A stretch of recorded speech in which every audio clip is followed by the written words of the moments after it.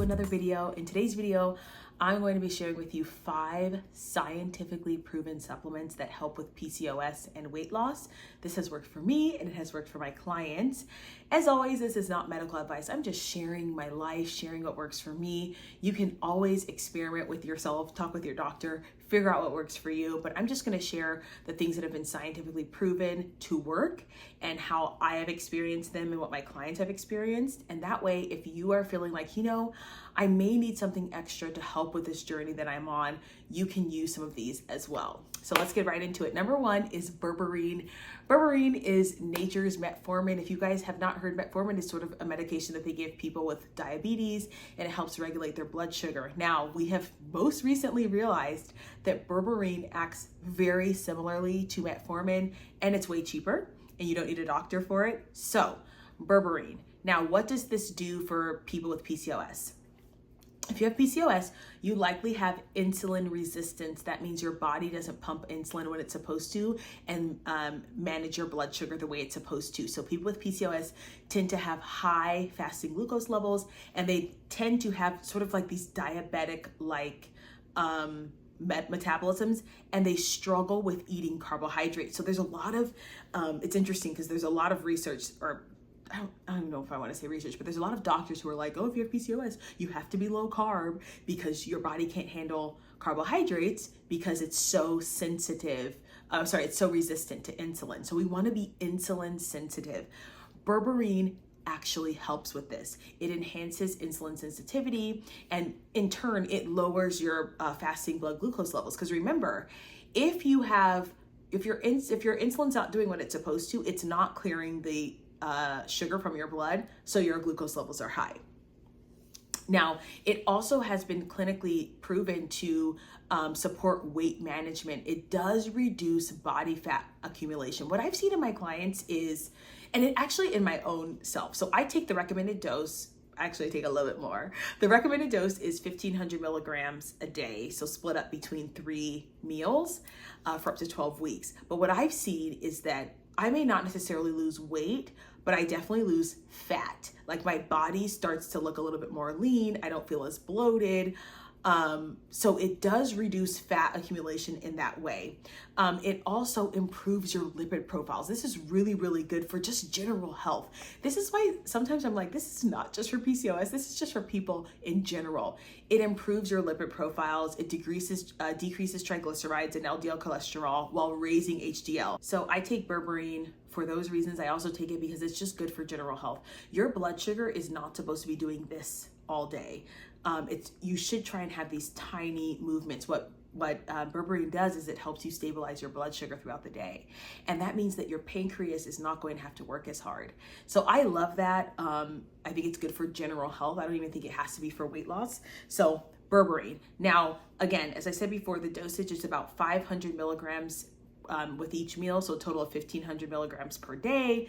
I do about 2,000. Some of my clients can take 2,000. Some of them can take 1,500. It just depends. Some people have gastrointestinal distress with that. So it just depends on what your body is able to do.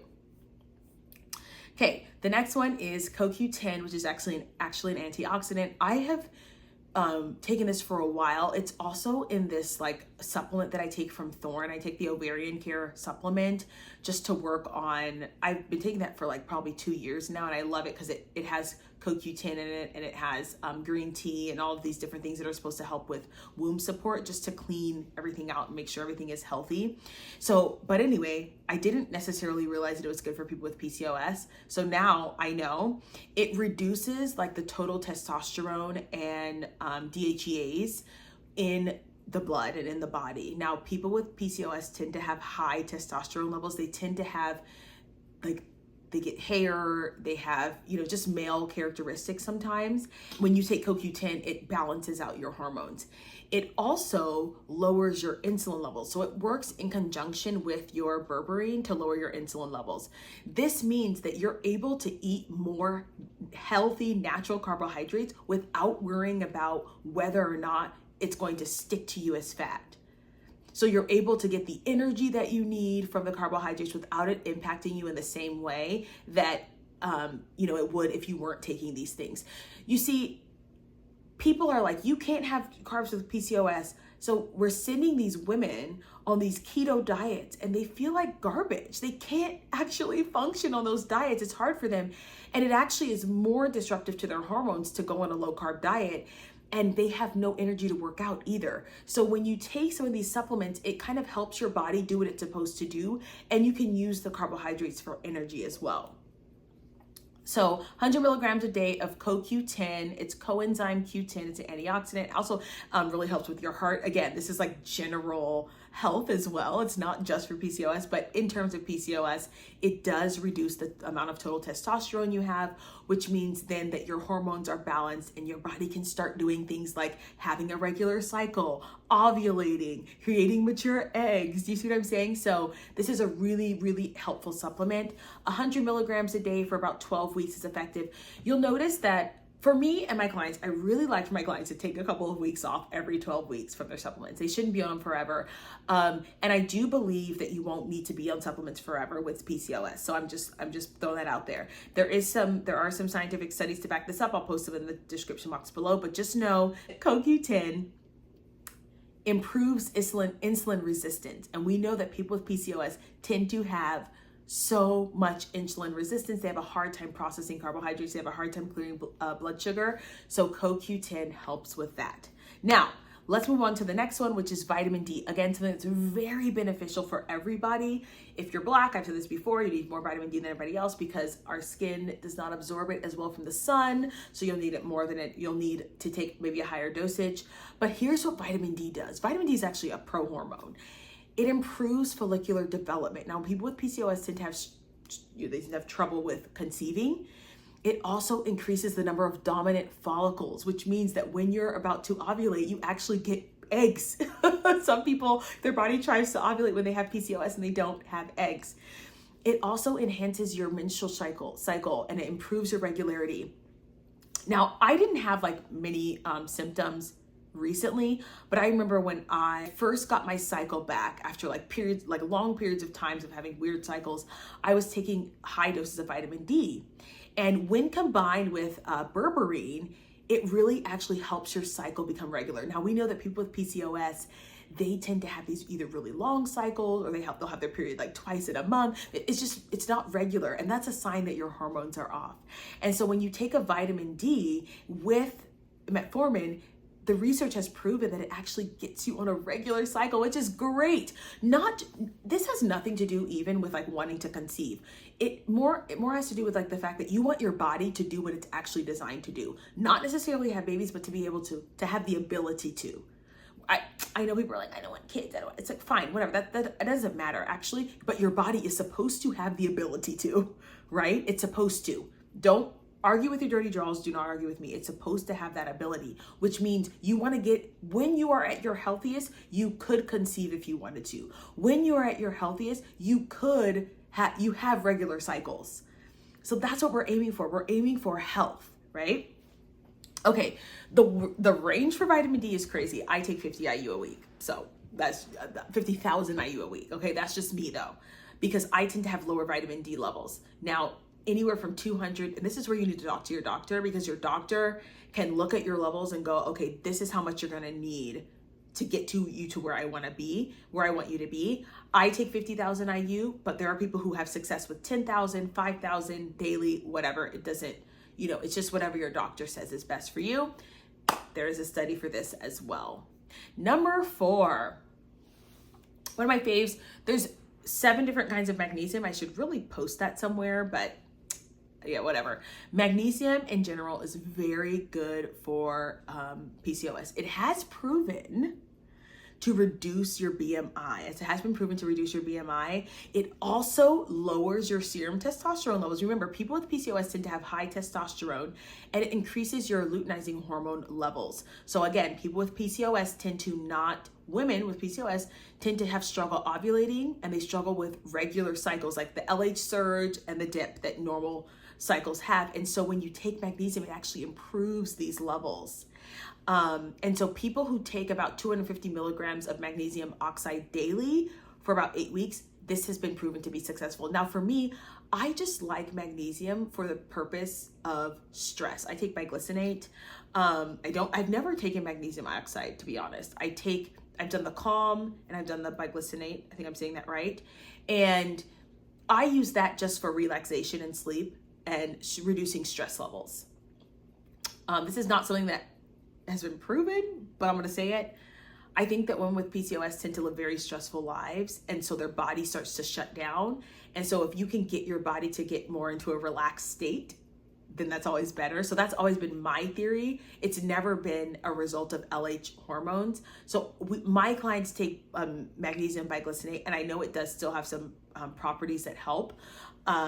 But if you want to take magnesium oxide, that's what's really going to improve your LH levels and reduce your serum testosterone levels. And remember, when we bring those down, everything else starts to come in balance. And then when things are working like a well-oiled machine, then we start getting a regular cycle. So that's always going to be the goal for women with PCOS, is to have the least amount of symptoms as possible. Okay, last but not least, L-Carnitine. It's amazing. L-Carnitine has so many benefits outside of like moving mitochondria and getting your body to burn fat. It's really beneficial for your brain. It's good for your heart. It actually improves your insulin sensitivity as well. So you'll notice that a lot of these supplements are about improving your insulin sensitivity. We want your body to get to a point again where it's responding to carbohydrates, it's responding to sugar in the bloodstream and doing what it's supposed to do. But the reason why a lot of women with PCOS are overweight is because they're trying to eat normal diets, and their body's like, wait a minute, we just store carbs. And so they're like, oh my gosh, every time I eat carbs, I just gain weight. But when you take these supplements, it actually helps with that. We know that it decreases BMI. This is a fat burner technically. Like, we use L-Carnitine as a fat burner. I have my clients take about 3 grams. Men can take a little bit more. Men don't have PCOS, but just in general. I take about 3 grams daily. This also improves your egg quality.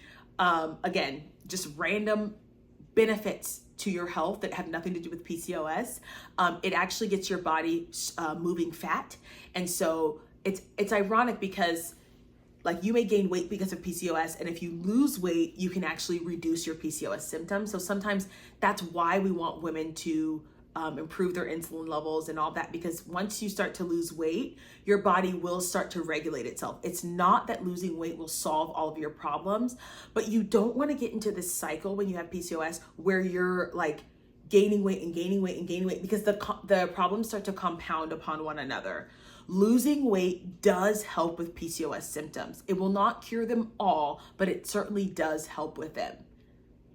And so remember that excess hormones are stored in fat. And so if you have all these excess hormones running around that are not supposed to be there, they're destroying your body. And so when you do lose weight, you actually release your body of these excess hormones, and your body can get back into balance. So there's benefit to losing weight with PCOS, and it really has very little to do with like your aesthetics and more to do with your health. So now I want to talk about a little bit more about these supplements and why they help with PCOS. Okay, let's talk about vitamin D really quickly, and then L-Carnitine, and then I'll be done with this video. Did you know that there are vitamin D receptors in your uterus, ovaries, and hypothalamus? That is insane to me.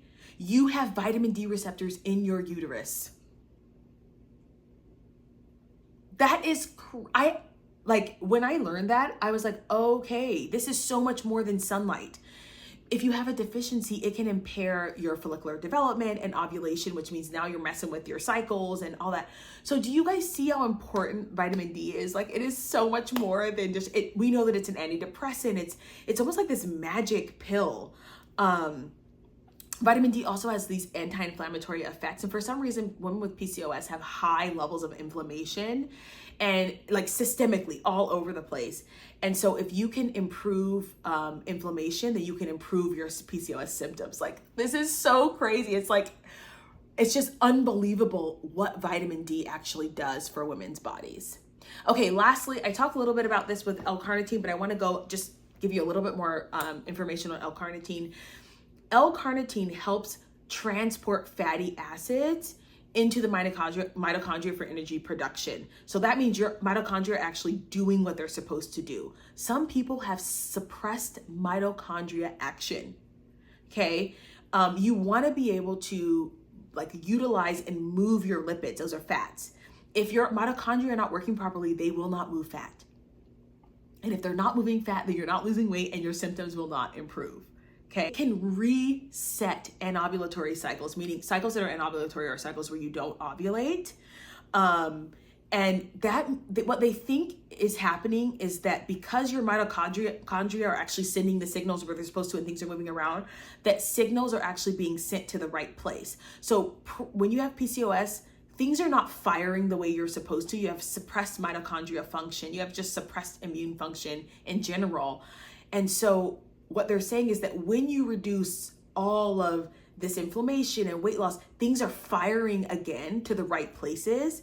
And so your hormones are getting signaled to do the right things now, which is so awesome. It's so great. So I love, love, love these supplements. You guys, if you need to watch this video again and write down the things, let me know. Also, if you have questions below, let me know. And as always, I do have coaching available on my coaching app, fitandflourishing.com, if you found that in the App Store. Don't forget to like, share, comment, and subscribe on this video, and I'll see you guys in the next one. Bye.